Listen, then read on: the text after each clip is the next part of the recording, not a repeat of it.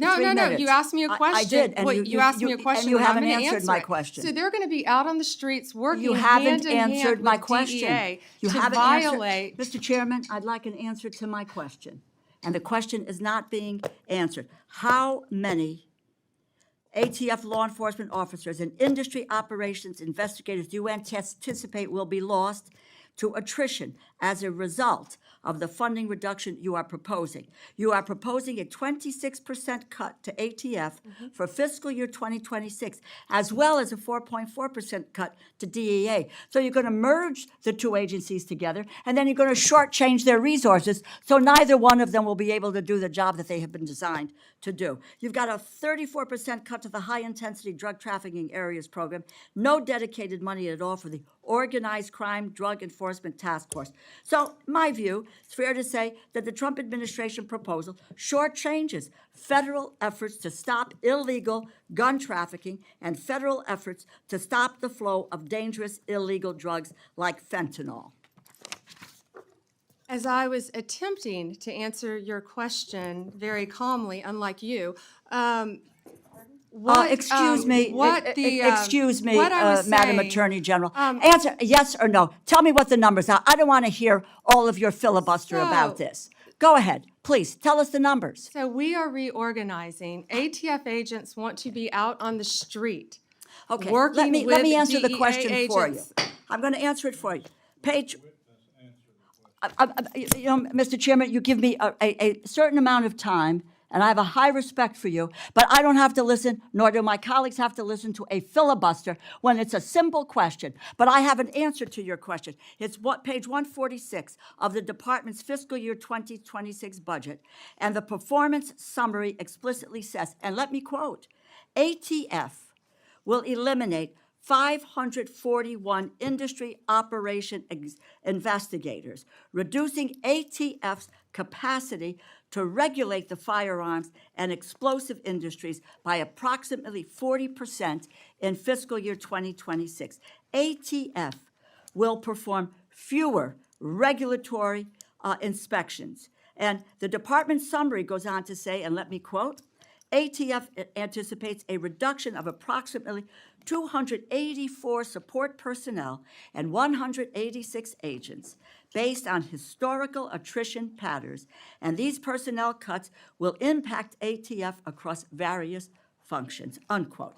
If the capacity to regulate firearms industry is reduced by 40%, if you are losing 186 ATF law enforcement agents on top of that, it is clear the direction you are headed with this budget, and that's what it is, isn't it? The proposal will weaken our ability to stop gun trafficking, and it will greatly reduce ATF support for state and local law enforcement that helps them prevent and solve violent crimes.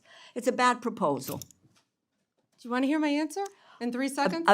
You mentioned regulatory functions. We will not be having ATF agents go to the doors of gun owners in the middle of the night asking them about their guns, period. They will be out on the streets with DEA, guns and drugs. How many are gone? It will be attrition. We are not firing agents. They Who are- will be working. How with many have DEA. taken attrition? Can I tell you that they all want to be on the streets? They want to be doing their jobs. They want to be But you're getting them seizing off the guns. streets. They want You're getting to. them We're off the putting streets. them on the streets. They want to be working with DEA. You are getting them off the will be streets. There is no efficient. clear, and Mr. We will Chairman, be I yield back my efficient. time. I yield back my time. Let's get some answers here. To have the sitting attorney general go on, and I'm gonna call it faux news. I know some of y'all love it, but it's fake to me. To have her go on Fox News and to then decide that she wanted to send a threat to me. This is domestic terrorism. And Maria, now you have this Congresswoman Crockett who is calling for attacks on Elon Musk on her birthday. Let's take him out on my birthday, she says. And yet she turns and says, oh, I'm not calling for violence. Well, she is an elected public official. And so she needs to tread very carefully because nothing will happen to Elon Musk. And we're going to fight to protect all of the Tesla owners throughout this country, and it's this basic safety. Once again, domestic terrorism is going to come to a stop in our country. It was wrong. Because here it is, she is the highest law enforcement agent in this country, and people are watching and they are consuming this information and they are believing that simply because I decided that I wanted to exercise my right to free speech, which I am not abridged from doing, that she then wanted to then politicize something that should not be politicized. I don't like Elon Musk. I'm gonna say it 50,000 times. I don't like him. I don't like that he going out there and he firing people. I think that he's a crook because somehow the rest of us can't sit around and get whatever federal contracts we want. The rest of us can't sit around and get law enforcement and get them somehow ordained as federal law enforcement to protect him. The rest of us can't get our dealerships protected by the federal government. That is somebody that is operating above the law. For whatever reason, just because he has a lot of money, more money than everybody else. And yes, I am happy to see that on my birthday, which is what I said, there were peaceful protests around this world against him because he is a problem. And so you never should have somebody that is sitting that high and is going to sit up here and threaten a sitting member of Congress when she knew good and well, if she watched the entire thing, that I specifically told protesters to make sure you consult with lawyers, just like I've told protesters over and over and over in the history of me advising people to go out and exercise their constitutional right. The fact that there are other sitting members that have received letters of threat from this new DOJ tells me that they are about retribution and they are not about following the law. The reason that our party, or I won't even say our party, our country is torn apart is because we can't even agree on right versus wrong. This should not be left versus right. The only thing that we're asking is that we have law enforcement that will show up when there is an actual crime. If somebody calls and says, hey, I need you to investigate this cyber crime, or I need you to investigate this child pornography, or I need you to investigate this robbery, then we want somebody to show up, and we don't want them to look at us and act as if just because I'm black or because I'm woman, that I am not worthy of having that case investigated, because we have an administration that is continuously railing against diversity, equity, and inclusion, or we don't need people that show up that feel like diversity should not be valued. That is why we should have somebody that may show up and looks like me. The final thing that I'll say, because you've been gracious, is this. When I first became a public defender, I had no criminal defense experience. And I walked in and I told my boss, Charlie, I said, listen, you should hire me. He said, why? I said, because I'm black. Charlie looked at me like I was crazy. And I said, let me tell you something. When I walk in, I'm going to walk in with a level of rapport and understanding that maybe some of my other colleagues will not. Charlie offered me my job, and I worked my butt off, and I worked really, really hard for all of my clients, not just those that look like me, and that is what it looks like to serve. Thank you. Were you consulted by the White House before they deployed National Guard troops to cities in the United States? I am not going to discuss any internal conversations with the White House. You won't even say whether you talked to the White House about this? I am not going to discuss any internal conversations with the White House with you, Ranking Member. I noticed that. What's the secret? Why do you want to keep this secret? The American people don't know the rationale behind the deployment of National Guard troops in my state. The word is, and I think it's been confirmed by the White House, they are going to transfer Texas National Guard units to the state of Illinois. What's the rationale for that? Yeah, Chairman, as you shut down the government, you voted to shut down the government, and you're sitting here, our law enforcement officers aren't being paid. They're out there working to protect you. I wish you loved Chicago as much as you hate President Trump. And currently, the National Guard are on the way to Chicago. If you're not going to protect your citizens, President Trump will. I've been on this committee for more than 20 years. That's the kind of testimony you expect from this administration. A simple question as to whether or not they had a legal rationale for deploying National Guard troops becomes grounds for a personal attack. I think it's a legitimate question. It's my responsibility. She refuses to answer as to whether she had any conversation with the White House about deploying national troops to my state. That's an indication, I'm afraid, where we are politically in this place. Let me ask you another question. I want to, if you will, hold on a second. Make sure I got the right page of facts here. You testified under oath when you last before this committee that before your appointment to Attorney General, you had served as a representative of some sort for the royal family of Qatar. There was an issue that came before you in May when President Trump accepted a $400 million luxury jet from the royal family of Qatar for temporary use as Air Force One before it's permanently gifted to the Trump Presidential Library Foundation. The Constitution unequivocally bestows on Congress the power to control whether any officer of the United States, including the President, may accept a gift, quote, from any king, prince, or foreign state, end of quote. And this gift clearly violates the statutory regime enacted by Congress. You've refused to answer a letter I sent to you 5 months ago, asking the legal rationale you relied on to advise President Trump to accept this unprecedented gift from your former legal client. Can you make a promise today that you will disclose that? Disclose what, Ranking Member? I assume there was a letter or some sort of statement from your office to the White House to advise them that you felt it was permissible? First, to address my role with Qatar, as I addressed with you during my confirmation hearing, I disclosed it in my SJQ.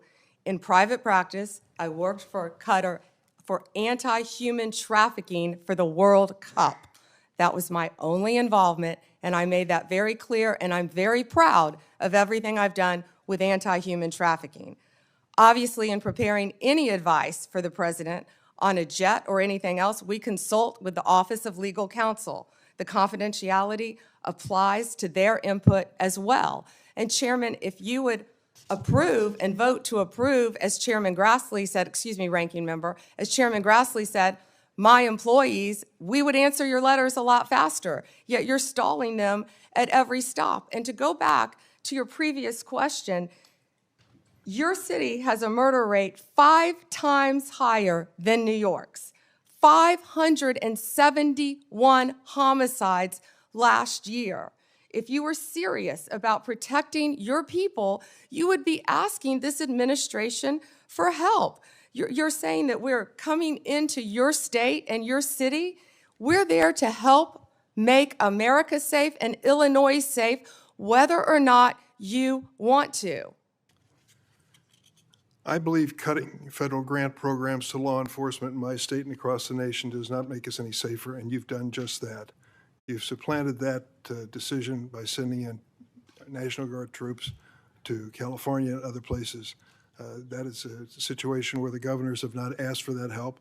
If you truly wanted to do this on a bipartisan basis, you wouldn't defy a governor, you would work with them. I'm prepared to do that. I'm prepared to work with this administration. But cutting these grants to law enforcement does not make us any stronger as a nation or give us the tools we need to reduce crime in Chicago. Now, I'd just like to ask you, when it came to this Qatar situation, did you consult with the ethics office in the Department of Justice before making your decision on this gift of a jet? Chairman, I didn't gift a jet to anyone. My Office of Legal Counsel provides confidential advice to the President, to the White House, period. And you're conflating two issues. Cutting grants, I was very clear about what grants we've cut and what grants we haven't, only 7%. And if you have a grant in Illinois that you think that I've cut that is protecting law enforcement officers or your people, you personally call me and I will work with you to turn that grant back on. I think many of the Democrats here can tell you, I have worked with them to turn grants back on. There's an appeal process. Tell me a specific grant that I have turned off in Illinois that would help law enforcement, and I will work with you. But you have not done that. Did you take a look? The National Guard is on the way right now as we speak. Oh, by the way, so is Director Patel and Deputy Attorney General Todd Blanche. You're sitting here grilling me, and they're on their way to Chicago to keep your state safe. Madam Attorney General, it's my job to grill you. The investigation of your agency is part of my responsibility and this committee. You may not like the experience, but others have weathered the storm and answered questions in a respectful manner. Can you tell me the grants, Yes. Ranking Member, please? Take a look at the president's budget on HIDA grants. What happens to it in his proposed budget? I'd be glad to meet with you on the It's grants. cut by 1/3 from $300 million to $196. That's one example of a grant that works and your administration has suggested cutting it in the budget lies ahead. I want to ask you about items in a letter I sent you in July that you have not answered. In February, you made a public claim that the Epstein client list was, quote, sitting on my desk right now for review, end of quote. You then produced already public information and no client list at a major media event hosted at the White House. Attorney General Bondi, why did you publicly claim to have the Epstein client list waiting for your review and then produce nothing relevant to that claim? Senator Durbin, if you listen to my entire clip on that, I said I had not reviewed it yet, that it was sitting on my desk along with the JFK files, the Martin Luther King files, and I said I had not yet reviewed it. And if you see our memo on Epstein, you will see, excuse me, our memo on Epstein clearly points out that there was no client list, our July 6th memo. You also didn't let me respond to the HIDTA question. The budget transfers $196 million for high-intensity drug trafficking areas to the Office of Justice Programs, OJP. The Justice Department will continue to administer those grants under OJP in 2026. Going back to the Epstein files, according to another whistleblower who made a protected disclosure to my office, you pushed the FBI to review approximately 100,000 Epstein-related records on an arbitrarily short deadline in March, and the FBI was directed to flag any documents that mentioned President Trump. Nothing came of that review until July when DOJ and FBI released an unsigned memo stating, quote, there's no incriminating client list. Why was the July 7th memo unsigned? The July 7th memo came from the FBI and the Department of Justice. Director Patel answered those questions very clear. And, you know, Senator Durbin, I find it very interesting that you refused repeated Republican requests to release the Epstein flight logs in 2023 and 2024. You fought that.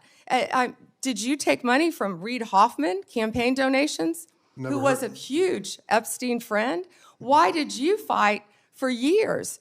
Why did you fight to not disclose the flight logs, Senator Durbin? I can tell you I did not refuse. One of the senators here wished to produce those logs, and I asked her to put it in writing, and she never did. Yeah, I think Senator Blackburn would quarrel with you on that. But Well, that's I will up to the quarrel two with of you as to Reid, somebody that you mentioned I never heard of. Reid Hoffman. So who gave the order to flag records related to President Trump? To flag records for President Trump? To flag any records which included his name. I'm not going to discuss anything about that with you, Senator. Eventually, you're going to have to answer for your conduct in this. And you won't do it today, but eventually you will. I yield, Mr. Chairman. Mr. President, today, for the first time since her confirmation earlier this year, Attorney General Pam Bondi appeared before the Senate Judiciary Committee to answer for her tenure in the office of the Attorney General for this calendar year. From the outset, the Attorney General was not apparently happy to be there. She ducked many questions, and I think she believed we wouldn't notice. We did. In her opening statement, the Attorney General said, quote, that playing politics with law enforcement powers, as she claims previous administrations have, will go down as a historic betrayal of public trust. And that, quote, this is the kind of conduct that shatters the American people's faith in our law enforcement system. That's interesting coming from an Attorney General who, over the course of 8 very long months, has presided over exactly such a betrayal of public trust. The Attorney General has systematically weaponized the Department of Justice, turning it into a shield to protect President Trump and his allies and a sword to attack his opponents. She has made clear that her loyalties lie first and foremost with the President, not with the Constitution. And in doing so, she effectively has shut down justice at the Department of Justice even before the party controlling the White House, Senate, and House of Representatives shut down the government. Last week on the Senate floor and in the wake of the federal indictment against former FBI Director James Comey that was ordered by President Trump expressly, I warned of the dangers posed by weaponizing the Justice Department in a political fashion. A president enabled by people like this Attorney General, who can warp the Department of Justice and FBI into a personal police force to target his enemies, can turn it against ordinary Americans too. And unfortunately, the city of Chicago, which I'm proud to represent, is feeling that today. In an especially egregious instance in the city's South Shore neighborhood last Tuesday night, hundreds of armed federal agents rappelled from Black Hawk helicopters and swarmed an apartment building in the South Shore area. This made-for-movies entrance was into a building which apparently the ICE agents knew little about the occupants. ICE rampaged through the building, breaking down doors, rousting people out of bed, rounding up the residents without cause, detaining many with zip ties, including women and children. When one of the ICE agents was confronted with the children, he said, "F them kids." Detaining not just immigrants, but U.S. citizens for hours on end with no justification isn't fighting crime. It's cruel and it's un-American. Attorney General Bondi's Justice Department has defended this dubious legal basis for federal deployments in Illinois and diverted Department of Justice personnel and their components to assist with these efforts. So today, many of us pushed her for answers. I asked her if anyone at the White House consulted her about the National Guard deployments to Chicago and other cities. She refused to answer that she'd even had a conversation with the White House about their justification for sending hundreds of National Guard troops into the city of Chicago. I asked what secret the Attorney General was trying to hide from the American people, who deserve to know the legitimate, legal rationale deploying American military to our cities. She responded by attempting to blame Democrats for the Republican shutdown and attacking me for not loving Chicago as much as I hate President Trump. That was a quote. I've been a member of the Judiciary Committee for 20 years plus. Never have I encountered a witness from any other administration of either political party responding to legitimate questions with personal attacks. She had a personal attack crafted for each one of the senators and thought she was getting the best of us. But that kind of unserious response is what we've come to expect from Trump administration officials, whose priority is loyalty, not the rule of law. If DOJ is serious about reducing crimes, they would work in conjunction with state and local leaders to implement evidence-based policies that do drive down violence. But the fact is that this administration actually cares more about spreading fear into the hearts of our communities and catering to the vengeful whims of President Trump and Steve Miller. It's political theater with an immense human price tag. I also asked Attorney General about the Epstein client list. She wouldn't touch it. She said in February, publicly, that the client list was, quote, sitting on her desk. Well, it's October, and the American people are still waiting for answers on this. She refused today to provide any information about this list. And we know why. A few months ago, a credible whistleblower told my office that FBI agents were instructed to flag any mention of President Trump in the files for Mr. Epstein. If true, that's not law enforcement, that's political protection. So I pressed her again today for more information to be made public. She refused. Mr. President, what we saw in today's hearing was an Attorney General unwilling, maybe unable, to defend what has happened in her department. Whether it's the Epstein files, Chicago immigration raids, sweetheart deals for Trump allies, or the mass purging of career law enforcement, her silence tells a story. Saying, quote, "I'm not going to discuss this with you," may have worked today, but one day she'll need to answer for her conduct in this role, and she'll need to defend her record, one that saw the dismantling of the Department of Justice for political purposes on her watch. Mr. President, I yield the floor. What became of the $50,000 in cash that the FBI paid to Mr. Homan in a paper bag, evidently?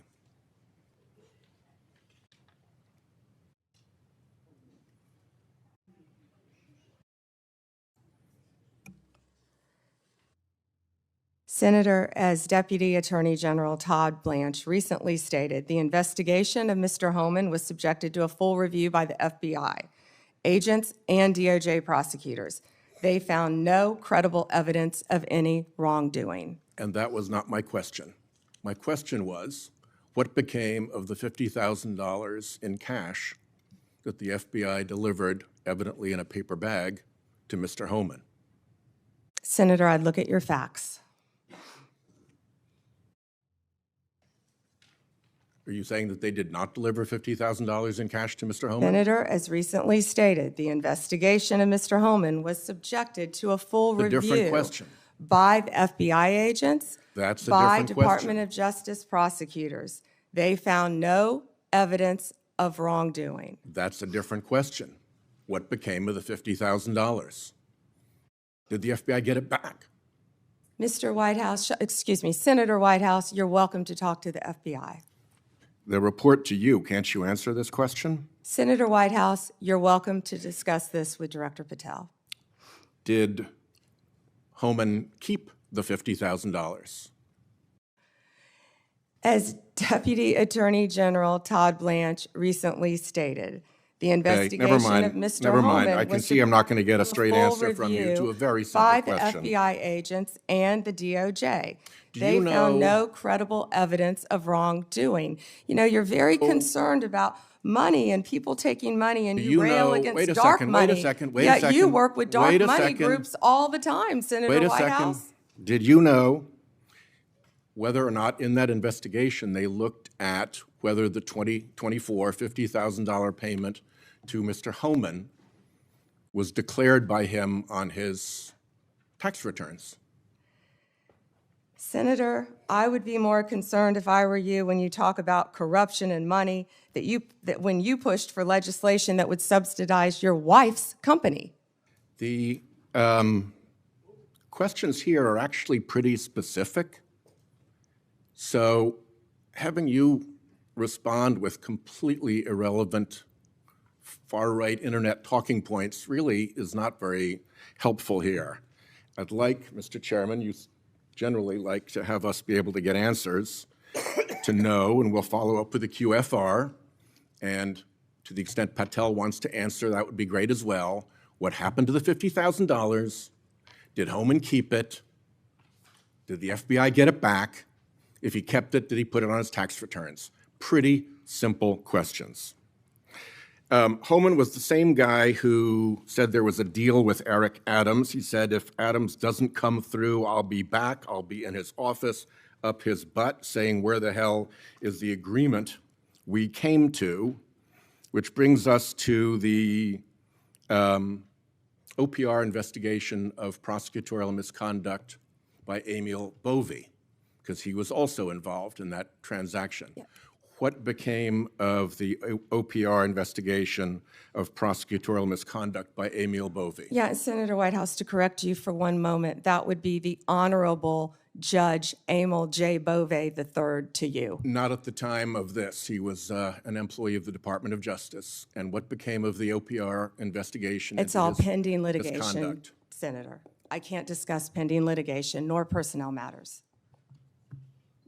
OPR customarily publicly says when there's an investigation, and at the end of it, they provide a summary. Why can't you say whether there's an OPR investigation and whether, if it's concluded, there's a summary? Senator, I'm not going to discuss personnel matters. Even public ones?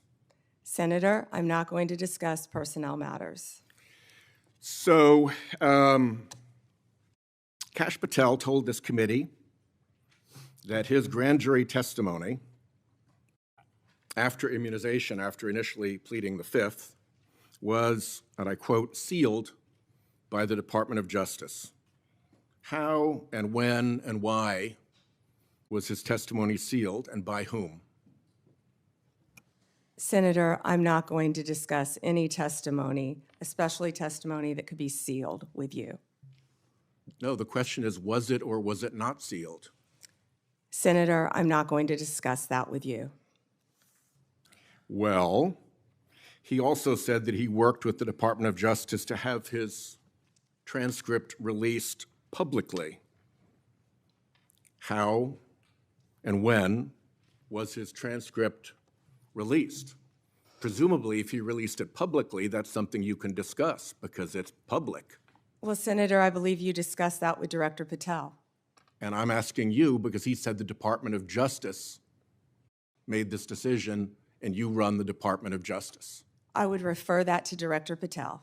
Even though you run the Department of Justice and he testified that the Department of Justice released his transcript publicly. If it is released publicly, we will get you a copy, Senator, gladly. If, being a rather important word there, when your FBI director testified that that was a fact. The night before James Comey's indictment, you had dinner with the President of the United States. Pretty intimate group. Actually, there were a lot of people there that night. That's a great Was picture. James Comey discussed at that dinner? I love that picture. That's a great picture. And there were a lot of people there that night. I think the entire cabinet was there. Did you discuss James Comey with the President of the United States? He was sitting just to your left.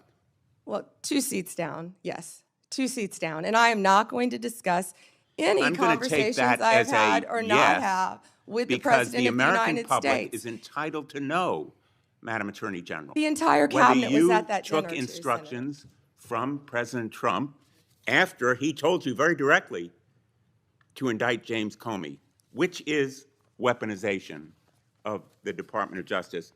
Oh, You know, wait. I want to agree with my colleague, Senator Hawley, that weaponization of our justice system must end. That's the reason that I propose legislation, and I challenge him and my colleagues on the other side of the aisle to join me in legislation that would create a statutory right of action for people who are selectively or maliciously prosecuted for political reasons. It would codify your manual, the Department of Justice manual, on political prohibitions against political considerations in charging decisions and prohibit the White House from intervening, President Trump and any other president from intervening in charging decisions. It would make reforms to the grand jury process. You've just said this grand jury was liberal. We should reform the grand jury process to ensure that the government is not abusing its power and authority, and it will require transparency and accountability reforms at DOJ so that you will and other attorneys general be held accountable for these kinds of decisions. Will you join me in supporting that kind of reform? Senator Blumenthal, I find it so interesting that you didn't bring any of this up during President Biden's administration when he was doing everything to protect Hunter Biden, his son. And I think you just saw what Director Radcliffe just released. You know, this is an effort to be positive. If I can finish and answering the question, I'm not going to Madam yell Attorney over you. I'm not going to get in the gutter with you. But information that the Biden administration told them not to investigate Hunter Biden's involvement with Ukraine. I'm not going to be lectured to you about integrity topic, by and I'm hoping someone that you will review who these lied about being in the military just and to be support elected them. a senator. The merger between Hewlett-Packard Enterprises and Juniper Network was settled. You authorized the settlement. It was the subject of a lawsuit to block it. The settlement produced virtually no concessions from Hewlett-Packard. It was a settlement that prompted criticism from the Antitrust Division. Did you authorize that settlement yourself? As I stated earlier, Gail Slater is doing an incredible job running the antitrust unit. And as I stated earlier, that is still a pending matter. As Well, you you should know then with a law fired, degree, did you not, that all two- mergers, if I can finish answering the question. I'm going to, If I with could apologies, finish. No, I'm interrupt answering you the question. because my time is No, limited. well then don't ask me a question. Let So, me just ask you, as I said, you have a law degree. You know that not only are mergers agreed upon, but they have to go to a court of law to be approved. It's a multi-step process. And as I said earlier, that is still pending. And I have full faith in Gail Slater. And Ms. Slater reportedly objected to the settlement. Reportedly, And moreover, 2 of her top officials were fired, Roger Alford and Bill Sinner.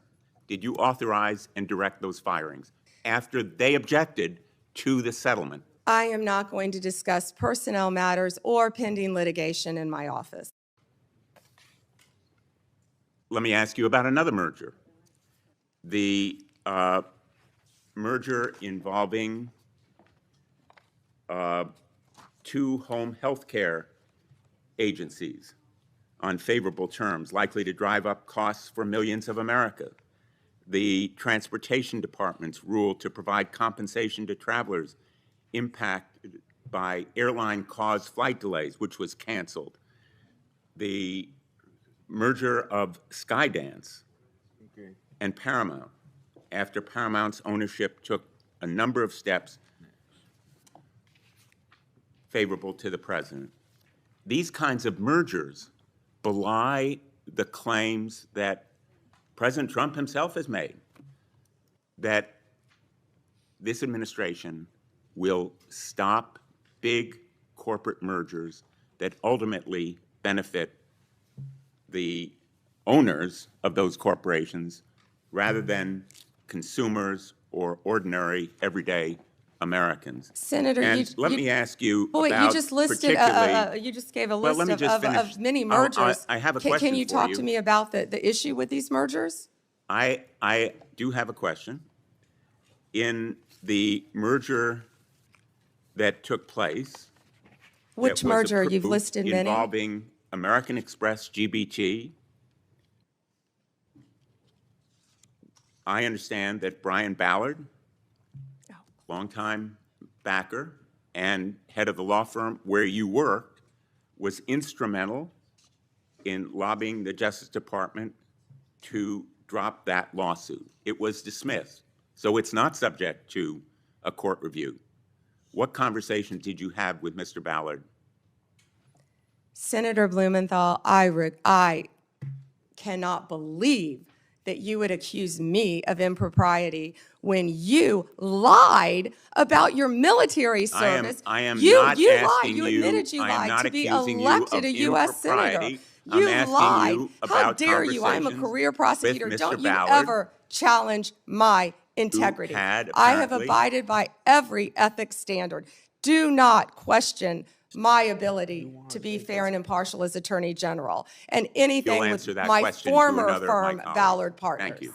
We're here again today because last week, Boston received a letter from the Attorney General of the United States. Yesterday, I sent out 33 letters to mayors around this country. I think 3 or 4 of them were in California alone, not surprising.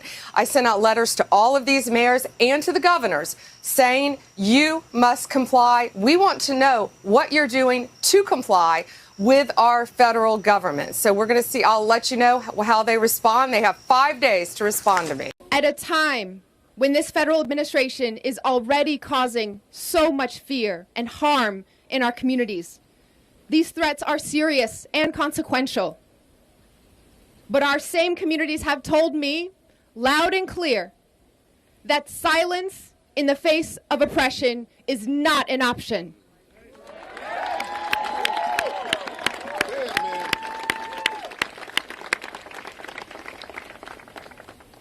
The U.S. Attorney General asked for a response by today. So here it is.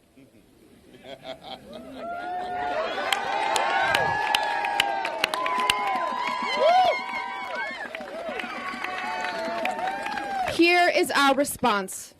Stop attacking our cities to hide your administration's failures.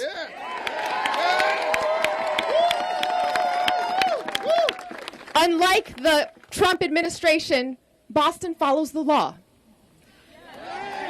And Boston will not back down from who we are and what we stand for. We will not back away from our community that has made us the safest major city in the country and a leading example of why cities around the country make this country safer, healthier, and more prosperous for all Americans.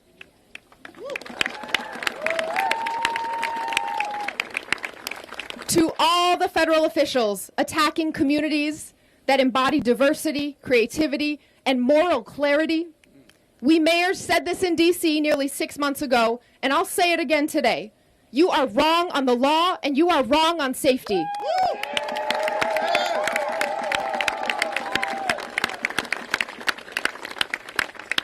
Most of all, you are wrong on cities.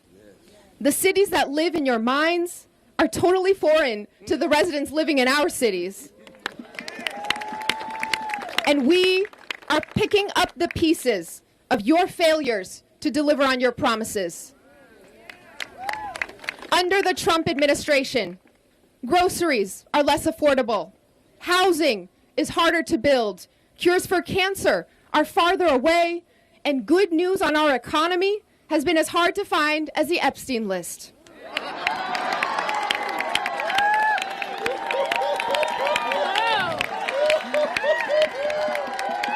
But as always, cities are doing everything we can to protect our residents and keep moving forward. While you are cutting health care and food assistance for our families, Boston has launched new coalitions to connect residents to fresh food, stable housing, and job training to build healthy, long lives.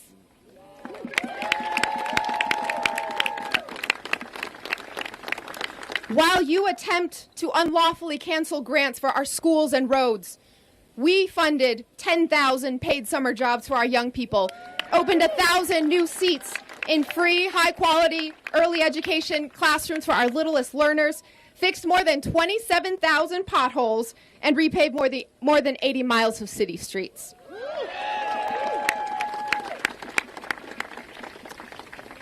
While you're slashing funding for our universities, hospitals, and research institutions, Boston is building pathways to community college and UMass Boston, joining with industry to train hundreds of residents for careers in life sciences and clean energy, and partnering with our city's largest employers to double the size of our health careers high school.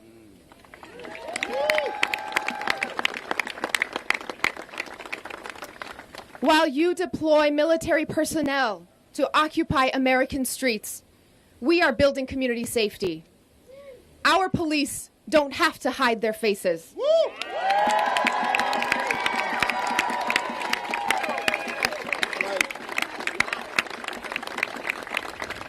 Boston police do not hide their faces because they are members of our community. Our officers keep us safe by getting to know our residents, not working to remove them. Back in June, the city of Boston filed a Freedom of Information request with ICE, demanding the bare minimum of transparency from our federal government. ICE talked a big game, promised that they would get us information, and it's been 2 months without any answers. So today, we will file a formal appeal, insisting that ICE produce the public records we asked for, and we're prepared to take additional legal steps if they continue to refuse transparency.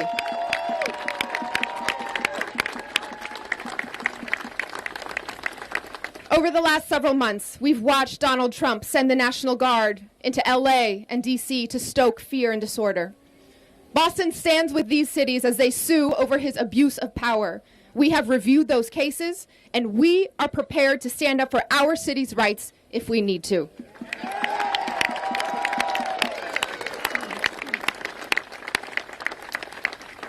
Your attacks all come back to a common aim. The Trump administration seeks to divide, isolate, and intimidate cities and make Americans fearful of one another. But Boston is proof of something far more powerful than lies and intimidation. That safety and community come from loving your neighbor as yourself.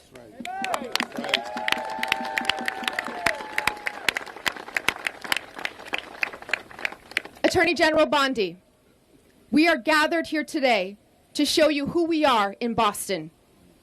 More than 100 years before your home state was founded, Bostonians were across the street in Faneuil Hall setting the foundation for our democracy and rule of law.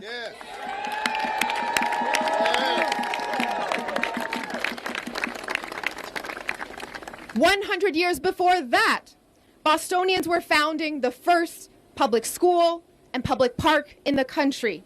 This has always been a city of revolution, of innovation, of standing up for the public good, and never bowing down to tyranny.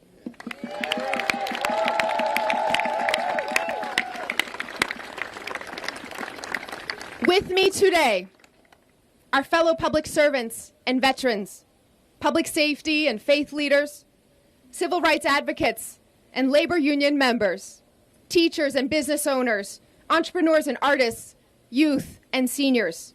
This is our city.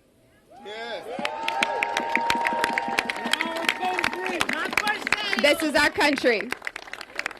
And I'm so proud and grateful to show the world who our community is here in Boston and what we're made of. Cities aren't a threat to America. They fuel the American dream. They bring us together. Great cities make our country great. Boston will never back down from being a beacon of freedom and a home for everyone. Thank you, Mr. Chairman. Ms. Bondi, as you know, the Supreme Court in Trump versus United States held the president has absolute immunity to commit crimes in certain core areas of the president's responsibility.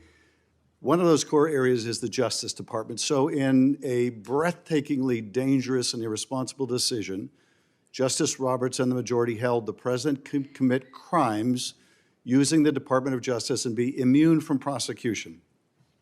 Justice Sotomayor correctly said this new immunity lies about like a loaded weapon. So the fear and the concern we have is that the incoming president will use that loaded weapon, that immunity, to commit crimes through the Department of Justice. And for that reason, it is all the more important that we have an Attorney General who has the independence, the strength, the intestinal fortitude to say no to the president when it is necessary. So my first set of questions has to do whether you have the independence to say no when you must say no. And you can say this is hypothetical, but it is not hypothetical. So let me start with one very specific non-hypothetical. The president has said Jack Smith should go to jail. Will you investigate Jack Smith? Senator, I haven't seen the file. I haven't seen the investigation. I haven't looked at anything. It would be irresponsible of me to make a commitment regarding anything without, you're a long practicing attorney, without looking at a file. So you would need a factual predicate to open an investigation of Jack Smith, is that right? Not a summary by you sitting here. Yes, sir. And not a summary by the president either, right? Absolutely. So a summary by the president or his desire to investigate Jack Smith would not be enough for you to open an investigation of Jack Smith, is that right? I will look at the facts and evidence in any case. You know, and sitting here, 72%, sitting here today, Senator, 72% of Americans please, I only have 7 lost minutes. faith in the Department of Justice. Sitting here today, are you aware of any factual predicate to investigate Jack Smith? Sitting here today, yes or no? Senator, I will look at the facts and the circumstances. You can't answer that question. Brought to me. You're not a part of the department yet. There's no worry about divulging I'm sitting law here as a enforcement nominee. sensitive information. So just tell us, I'm are you sitting here as aware? a nominee. Just tell us, are you aware of a factual predicate to investigate Jack Smith? Yes or no? Senator, what I'm hearing on the news is Are you aware of horrible. Do I know if he committed a crime? I have not looked You seem reluctant to answer a simple question. Let me ask you a different simple question. The president also wants to jail Liz Cheney. Sitting here today, are you aware of any factual basis to investigate Liz Cheney? Yes or no? Senator, that's a hypothetical, and I'm not going to answer that question. No, it's not hypothetical. I'm asking you, sitting here today, whether you are aware of a factual predicate to investigate Liz Cheney. Senator, no one has Based on asked what you me know. to investigate Liz Cheney. That is a The hypothetical. president has called for it publicly. You are aware of that, aren't you?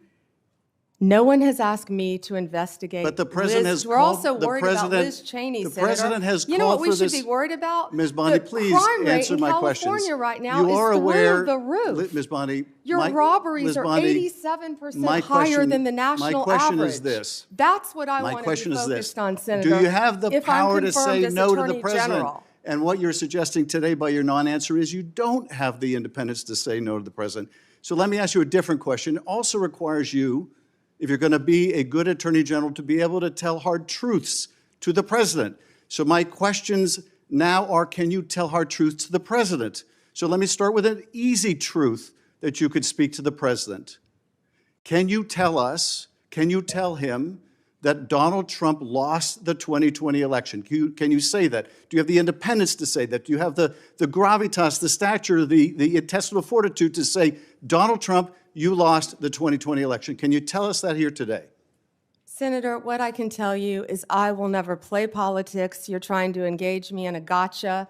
I won't do it. I'm just asking you a simple I question. won't play If you can politics speak truth with any ongoing to power. So let me ask you another. like you did let me- leaking your let me ask colleague you, Devin Nunes's memo. If you can't answer the question, let me ask you a different, what should be a simple truth, not a hard one. Was there massive fraud affecting the result of the 2020 election, yes or no?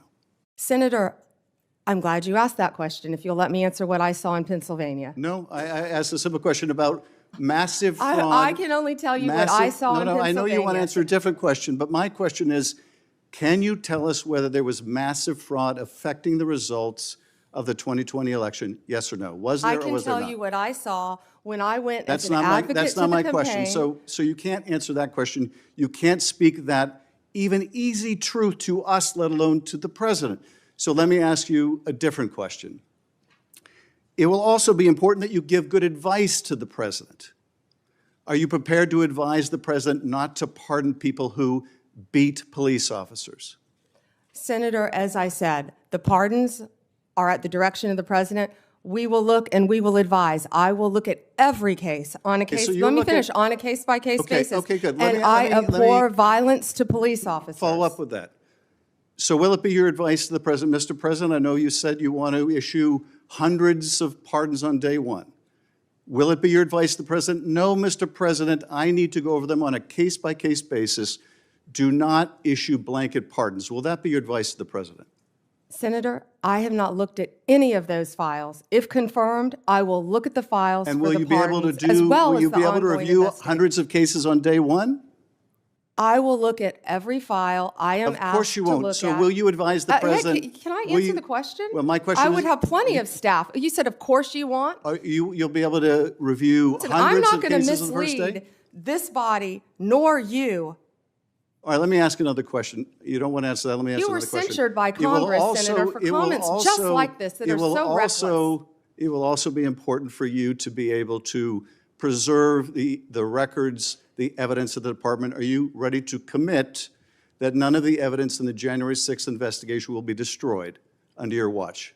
Senator, I will follow the law. I will consult with ethical officials in the Do you department. see any ethical basis to destroy evidence in the January 6th investigation?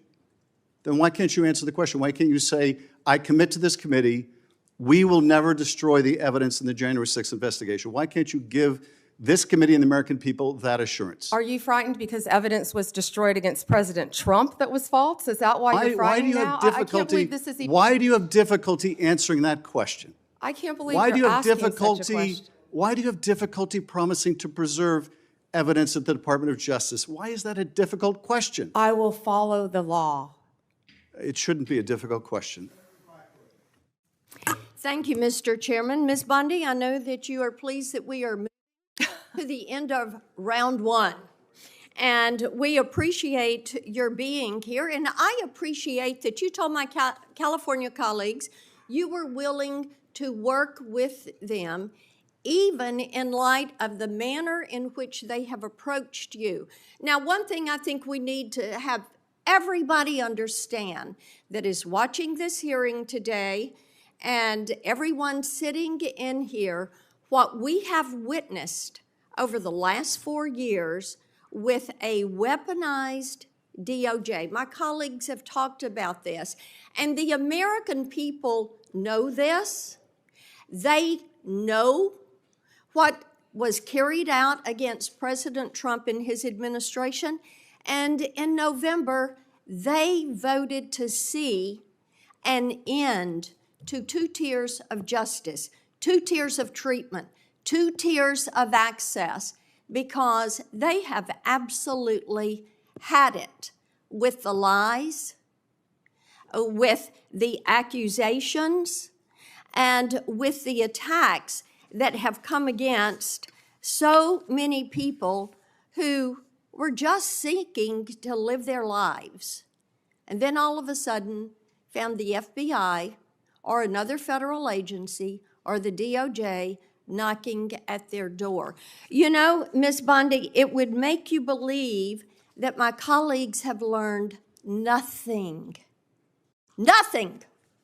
from the elections in November. Treasury compiles suspicious activity reports, referred to often as SARS, that DOJ receives automatically. Hundreds related to accounts of Jeffrey Epstein. How many of those Treasury SARS did you or Director Patel investigate? Senator, I'm not sure if you're concerned because you took money, I believe, did you, from Reid Hoffman, one of Epstein's closest confidants, not only once but twice in 2018 and 2024, if that's correct. But Senator, did you ask Merrick Garland any of this over the last 4 years when he sat before you? This investigation has been going on. This investigation was closed. Did you ask Alex Acosta When you that? and Patel came to office, you said you would look into this. There were hundreds of suspicious activity reports. Some people would deduce from the fact that they are called suspicious activity reports that there might be suspicious activity. And yet you seem to have looked at 0 of those suspicious activity reports involving Jeffrey Epstein accounts. Let me ask you something else. There's been public reporting that Jeffrey Epstein showed people photos of President Trump with half-naked young women. Do you know if the FBI found those photographs in their search of Jeffrey Epstein's safe or premises or otherwise? Have you seen any such thing? You know, Senator Whitehouse, you sit here and make salacious remarks, once again trying to slander President Trump left and right, when you're the one who was taking money from one of Epstein's closest confidants, I believe, I could be wrong, correct me, Reid Hoffman, who was with Jeffrey Epstein on multiple occasions. And the senator sitting right next to you tried to block the flight logs from being released. Yet you're grilling me on President Trump and some photograph with Epstein? Come on. The question is, did the FBI find those photographs that have been discussed publicly by a witness who claimed Jeffrey Epstein showed them to him? You don't know anything about that? Okay. Here's what well, no, we cut to something else. The Marshal Service is supposed to protect our federal judges. I have asked repeatedly for the Marshal Service to let me know if they are investigating or being inhibited from investigating whether or not there is orchestration of threats against federal judges, whether under either conspiracy laws or racketeering enterprise laws or aiding and abetting laws, whatever. But as you know, there's the person who says the threat, and then there may very well be somebody orchestrating the threat behind them. Is the Marshal Service allowed to investigate orchestration of threats, and do you know if they've taken one step to do so? May I answer the question, Chairman Grassley? The time has expired. I think it's the convention of the committee that if I've started my question in my time, you may answer the question. I was asking the chairman. Okay, before I go to Cornyn. She wants to answer the question, Chairman. Oh, please go ahead. I thought you said you didn't want to answer it. I'm Yes, sir. sorry. Thank you. Senator Whitehouse, I would be happy to sit down with you regarding any threat to any federal judge in this country. We take threats very seriously. I will set a meeting with you, with Director Serralta of the U.S. Marshals, and I will be there. And we will talk about any threats on federal judges. Including who orchestration. threatened them or who orchestrated them. Bingo, thank you. 2 weeks ago, 4 major media outlets reported that Tom Homan, the president's top deportation official working in the White House, took $50,000 in cash in a bag from undercover FBI agents in September 2024, just over a year ago. According to these reports, Homan indicated he would facilitate securing contracts in exchange for money once he was in office in a future Trump administration. Reportedly, this exchange was caught on tape. Rather than pursue this investigation without fear or favor, the department and the FBI under your leadership or that of your predecessor before you confirmed quietly shut it down. Once news broke, your deputy and FBI director issued a joint public statement confirming that the Trump administration closed the investigation. White House Press Secretary Caroline Leavitt denied Homan took the $50,000, telling a reporter, quote, "Mr. Homan never took the $50,000 that you're referring to, so you should get your facts straight." So today I hope you can help us get our facts straight. Was that true, what the White House press secretary said when she denied Homan took the money? Did he take the money? Senator Schiff, as I stated earlier, I was not in office. I was not confirmed when that was handled.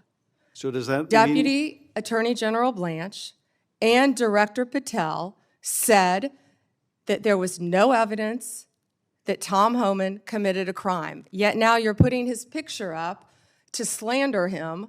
No, I'm putting, his picture up showing an interview he gave with, I think, Fox, in which he was asked explicitly about these allegations that he took a $50,000 bribe, and he refused to answer. He said he didn't answer the question whether he took the money, so I'm asking you the question. Did he take the money? Senator Schiff, I answered that question multiple times. And frankly, Well, I don't think, with respect, I don't think you did. But in case I just didn't hear you, what is the answer? Did he take the money? Senator Schiff, that happened prior to my confirmation as Attorney General. I said that. Do you know, sitting here, whether All he I took the money? know is that Deputy Attorney General Todd Blanche and FBI Director Patel said there was no case. And Caroline Leavitt is one of the most trustworthy human beings I know. So And, was she? Senator Schiff, Was she if right? you worked for me, you would have been fired because you me. were censured No, by Congress for lying with your we can egregious stipulate to, you can stipulate to all your personal attacks on the Democratic members of the committee. personal attacks. You've been attacking my FBI director. You've been attacking my office. You've been attacking. But what we're interested in. borders are. What we're interested in is the answer to these oversight questions. Want your So no, you were oversight. asked You want you were your asked 5 by my minutes of colleague. fame You were asked by my colleague. attacking good people. Regular order, Madam Chair, so I can ask a question. You were asked by my colleague from Vermont whether you will support providing a video or audio tape, if it exists, of Mr. Homan taking $50,000 in bribe money from the FBI. Will you support a request by this committee to provide that tape or tapes to the committee? Yes or no? Senator Schiff, you can talk to Director Patel about that. Well, I'm talking to you about it. You're the Attorney General. This will be your decision. Will you You support? don't have to tell me what is my decision and what is then- not my then- decision. then- I and said you- and you you can don't talk have to to- Director and you Patel. don't have to try to- You think you you've don't got a have to- gotcha with Tom Homan, our borders are. Excuse me. You Who's don't- been out there excuse me. fighting for our country Madam since Chair, Donald Trump took office. I'm trying to ask a question. Regular order, please. And you don't have to defer to the FBI director to pass the buck. So I'm asking you, will you support a request so that the committee, or indeed I believe the American people, should be able to see that video or audio tape? Will you support that request? Will you apologize to Donald Trump So for I trying guess, to I impeach guess the him answer is you won't support that after request. you now know that So Joe let me- Biden tried let to me cover up do Hunter this. Biden's involvement with Excuse Ukraine? me, let me do this, because I think it's valuable that the American people get a sense of what you've refused to answer today. So these are just some of the questions you refused to answer, or have answered with personal attacks on members of this committee. You were asked whether you consulted with career ethics lawyers, as you promised you would do, during your nomination hearing when you approved the president receiving a $400 million gift from the Qataris? You refused to answer that question.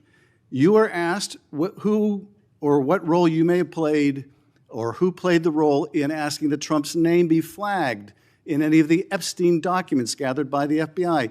You refused to answer that question. You were asked whether Holman kept the $50,000 bribe money. You refused to answer that question. You were asked whether Holman paid taxes on the $50,000 bribe money. You refused to answer that question. You were asked, did career prosecutors find insufficient evidence to charge James Comey? You refused to answer that question. You were asked, how are military strikes on these boats in the Caribbean legal? And you refused to even answer that question. You were asked, a law degree, excuse me. You were asked, did you discuss indicting James Comey with the president? You refused to answer that question. You were asked, did you approve the firing of antitrust lawyers who disagreed with the Hewlett-Packard merger? You refused to answer that question. You were asked whether you support a restoration fund for violent insurrections to attack the Capitol on January 6th. You refused to answer that question. You were asked whether you were firing career professionals, career prosecutors, just because they worked on January 6th investigations. You refused to answer that question. You were asked by my California colleague whether you believe government officials, like immigration officials, have to abide by court orders. You wouldn't even answer that question. This is supposed to be an oversight hearing. Oversight? Excuse me, you can attack me after my time is over. You've attacked all of us, including President Trump, for your entire career. You can attack me later, and I know you've got plenty of canned attacks. We've heard them all day to day. Canned attacks on you? This is supposed to be... No one needs a canned attack on you. Regular order, Madam Chair. I'm trying to speak. This is supposed to be an oversight hearing of the Justice Department. And it comes in the wake of an indictment called for by the president of one of his enemies. This is supposed to be an oversight hearing, and it comes in the wake of revelations that a top administration official took $50,000 in a bag, and this department made that investigation go away. This is supposed to be an oversight hearing when dozens of prosecutors have been fired simply because they worked on cases investigating the former president. This is, and now what the about current the president. fires in California? And Do you this care is about that supposed to be, senatorship? this is supposed to be an oversight hearing in which members of Congress can get serious answers to serious questions about the Are the riots in LA serious? About the cover-up of corruption, about the prosecution of the president's enemies.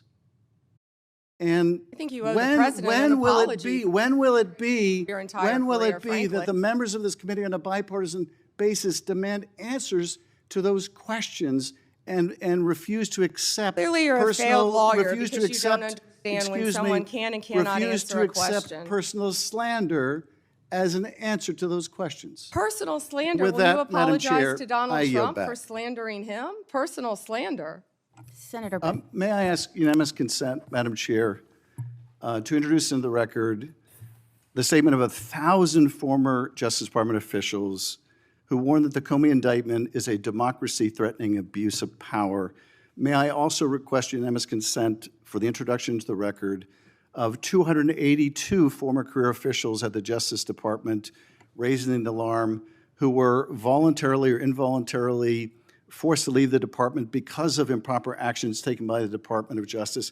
May I introduce, with unanimous consent, the Justice Department manual that talks about when initiating and declining charges are subject to impermissible considerations. And finally, Madam Chair, may I introduce the letter from Michael Ben-Ari, a career counterterrorism prosecutor, DOJ, a letter he nailed to his door, which concludes by urging officials to do the right thing for the right reasons, to follow the facts and the law, and raises the alarm that the decision to remove experienced career officials from U.S. attorneys' offices, the FBI, and critical parts of DOJ undermines our country's abilities to counter terrorist organizations, malign nation-state actors, and countless others that seek to harm our nation and its citizens. And he believes that the priority is prosecuting you the still president's arguing, enemies or are you admitting- rather than Bondi, protecting Ms. the Bondi, one country. moment. May I have unanimous Are you, consent are to you enter entering these that into the record? without objection? Thank you. I yield back. Senator Bray. Another topic, with the respective voting rights in the letter that your voting rights chief sent out, we got one in Vermont, and it's a demand to get all the information on the voting file. And in that letter, or in the announcement of that letter, the chief indicated an apprehension about the voting process being taken over by, quote, the left. Now, do you have any information with respect to Vermont about a takeover of the voting process by, quote, the left? Senator, I'm not familiar with what you're referring to. We are currently involved in voter roll lawsuits in 6 states. Is that what you're referring to? No, there's a letter that went out demanding that states, including Vermont, provide all the voting file information, Right. includes personal information. But when that letter was sent out, That's perfectly legal. but there was an assertion by the chief in this division that this was to deal with the fact that the voting process has been taken over by the left. So we got one of those letters in Vermont. And my question to you is, what do you mean by the left? And do you have any evidence that the so-called system has been overtaken by the left? We must have fair and free elections. No, I know that. But I'm asking for the specific basis. And we will have fair and free elections in this country. Okay, let me- Senator, I'd be happy to talk to my chief. Who was it who said that? It was your chief, which I assume you would know who that is. Here's the question here, okay? There is a point of view that is in dispute here about the fairness of elections. But you have the power as the as the Attorney General to use the authority of your office to make demands on states, and you did that with Vermont. That's within your right to do it. I'm not disputing your legal authority to do it. Is Vermont disputing turning over the information to our office? Vermont is, the Secretary of State is, and you can resolve that with her, but. And we have every right to have that information, Yeah, but here's where Senator. I'm going. Why wouldn't they want to turn it over? You're a prosecutor with the awesome authority to make the decision that you're going to start an investigation against the state or against an individual. And I know from your experience as a county prosecutor and as the Attorney General in Florida, you took seriously that obligation to have a factual basis before you'd proceed, right? Senator, I take that role, I take my oath very seriously. All right, so what I'm And I asking- take fair and free elections in this No, country we very all- seriously. we all And that do. information, our office is entitled to have that information. But And we the are question involved in here- litigation on that, and I Here's the assume we'll be question involved I in have. litigation with We have- Vermont. We have a Republican governor in Vermont. We had, our former Republican governor was secretary, was the treasurer for many years, and also the Secretary of State with election responsibility. What I'm asking is, do you or does your head of this voting section have any factual basis that you can point to that justifies your demand that Vermont turn over all this confidential voting rights information? Well, it would remain confidential with my office, and you just said that you have a Republican governor, so it doesn't make sense what you just said. We've asked that of every state, Senator. Right, and I'm asking about Vermont and what the factual basis is, but we can move on. You've mentioned that you can't discuss pending litigation, and I think the committee by and large accepted that answer. But I did notice that you spoke at great length about pending litigation, specifically with respect to the questions Senator Cruz asked you about the sentencing of the Kavanaugh defendant. That's pending, right? He was sentenced to 8 years. I understand that, but that's on appeal, right? We will be appealing. Right, so that makes it pending litigation. So you made an exception with respect to No. the Cruz questions. Hold on. No, but you those didn't were- answer those were any of the things- questions that you said were pending in litigation from any of my colleagues. Those were facts that came out at the sentencing hearing. You're welcome to see the transcript of the sentencing No, I hearing with all understand the that. gruesome details of what they threatened to do to Justice Kavanaugh and other justices. I condemn what that person did. That was the sentencing. But the point here is that that's pending litigation. You indicated you're going to be appealing. It's your right to do that. And you would not, you use that justification to not answer many other questions. Justification, you're an attorney, Senator. Okay. You realize that.